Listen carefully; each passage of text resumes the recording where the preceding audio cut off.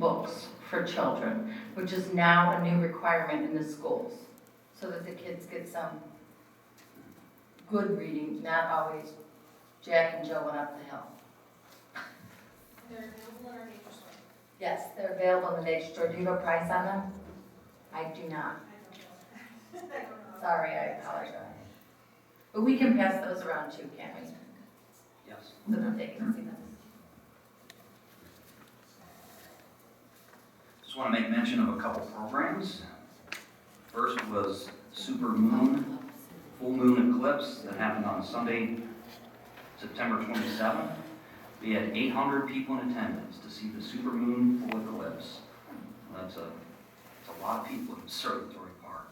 So Chris Mentrick, our astronaut, does a great job in observatory, and so wanted to recognize that program. The next was this last Saturday was the Fall Fest celebration at Swine Creek. Our conservative estimate was 1,250 people in attendance, but the commissioners, I think it was much higher than that. Way higher.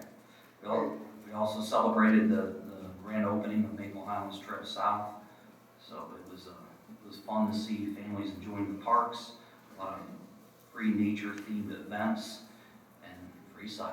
Can't beat free cider. And now you can go 23.8 miles from Lake County to Trumbull County on a bike trail. Right, John? Well, the opportunity is there. I'm not saying everyone can do it.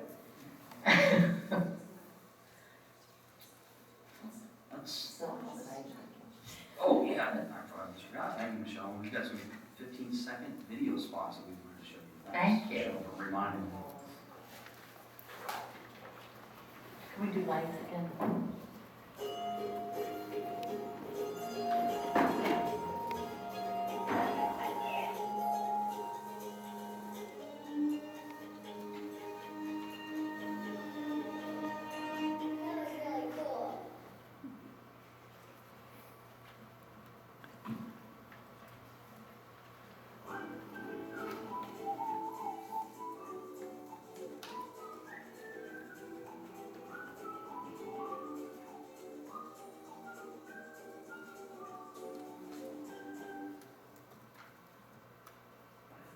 We now have a total of 6 of these available on YouTube. We also have them on our Maple Leaf, the News Herald online, and we use them periodically at some of our programs to introduce some of our programs.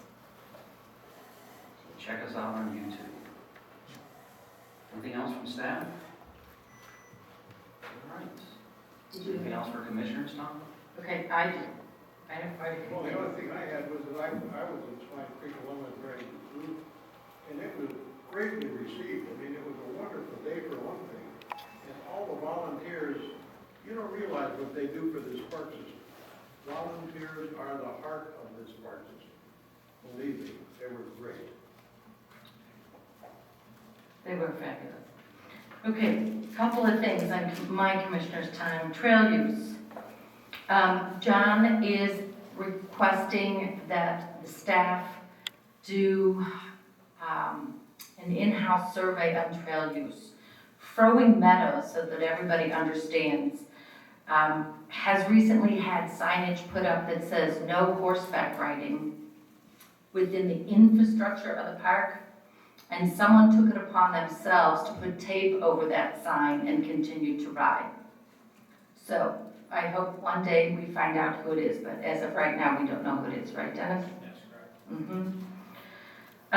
But that would be, we also have another gentleman by the name of Nicholas, who has been so kind to walk with his wife every single trail in the park and make comments as to which signage we need clearer on for people.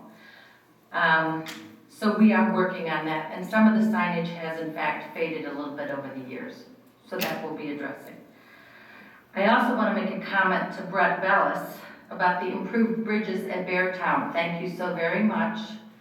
If any of you use Beartown, you'll notice that the bridges now have a sand type of paint on them so that they're not as slick right after snow and rain, which I don't know if you all have had a problem. I have as a runner, and when a 15-pound dog can pull you to the ground to wipe you out, something needed to be done on the bridge. So we worked on those. There was also a comment made, and Shelley, I might be wrong, but it was you or Ed tonight, that we don't respond to the public.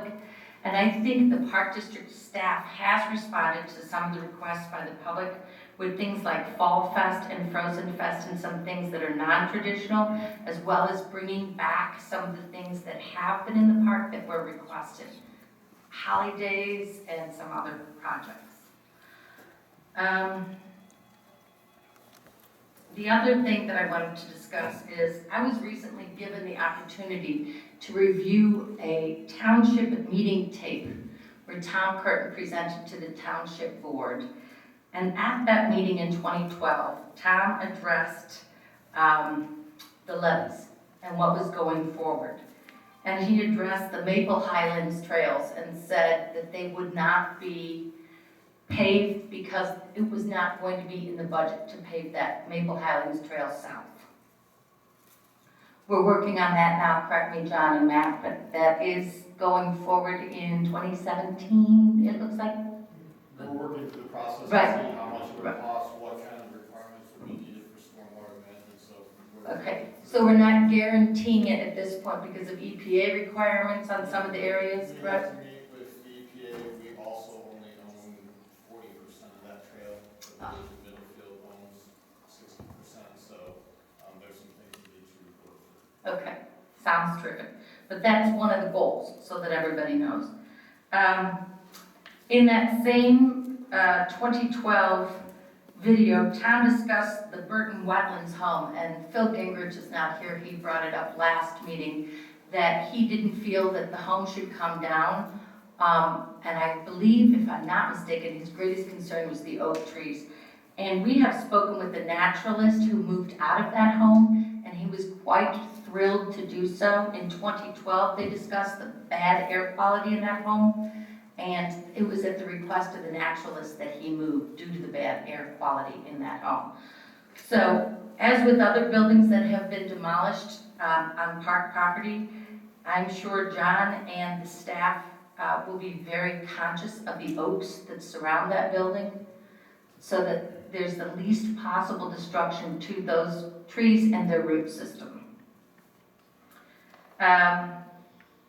The other thing that Tom addressed in the 2012 video was that the Geauga Park District would not be purchasing any more property in the future, which I thought was intriguing to see. So with that said, he was discussing working on the infrastructure within the parks, which is what the board has been attempting to do for the last year. And then finally, my last comment, and most of the people that asked the questions have left, in regards to Liberty Camp. But Shelley, you specifically addressed it last time.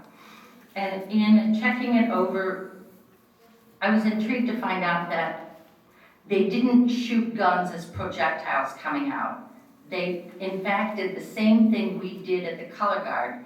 And you may not believe it's personal, but I believe it is with you, because the Color Guard did 2 flag raisings and you never raised a single comment with those about firing guns off and how bad that was for the parks.